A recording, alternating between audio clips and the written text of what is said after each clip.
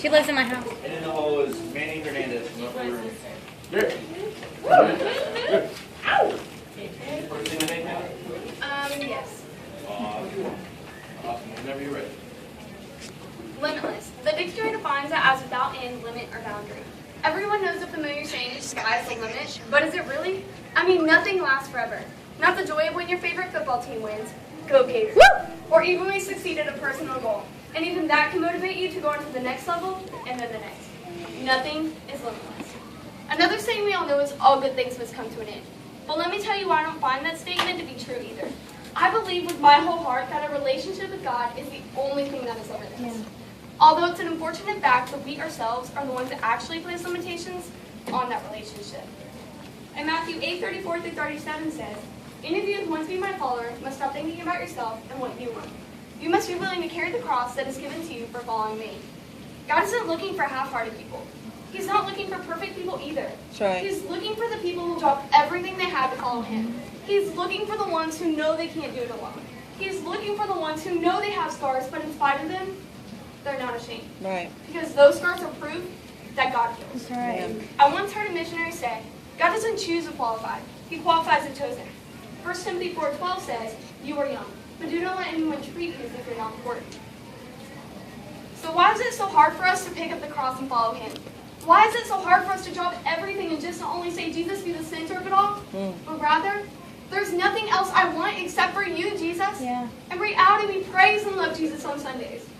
But then the rest of the week, would anyone notice a difference between us and Come on. others who don't claim to know Christ? Mm. God says in his word, what will it gain for someone to gain the whole world yet lose his soul? Matthew 16:26. I believe that my generation could rise up, plug into the limitless power of our Creator, and use that power to save the dying world from the reality of an eternal hell. Right. Amen. All these things are mere possibilities. But if we don't act on the command that God gave us in Matthew 28:19, known as the Great Commission, where he tells us to go and make followers of all people in the world. Right. There's an old folk story about a boys competing in a series of 3 races. There was an old man that came to bear witness. The first race was very difficult, but not only did the boy finish, but he finished first. Everyone was clapping and cheering, except for the wise old man. The second race, the boy made first place again, and yet again everyone was cheering for him, except for the wise old man. The boy felt proud and important, but was perplexed why the old man didn't cheer with the rest of the audience. This time, it was time for the third race, but this was very different than the first 2. This time, his competitors were a blind man and a frail older woman.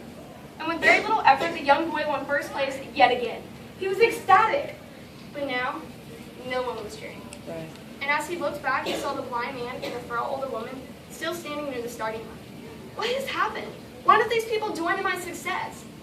The wise old man replied, race again, but this time, finish together. The boy walked back and took the blind man and the frail older woman by the hand, and slowly walked them to the finish line. Mm.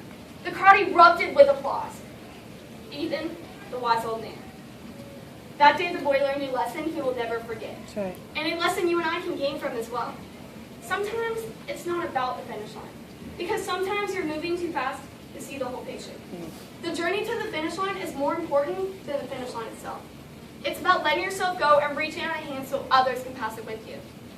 At Youth Camp 1 year, I heard a speaker say, there's only one thing better than going to heaven, and only one thing worse than going to hell.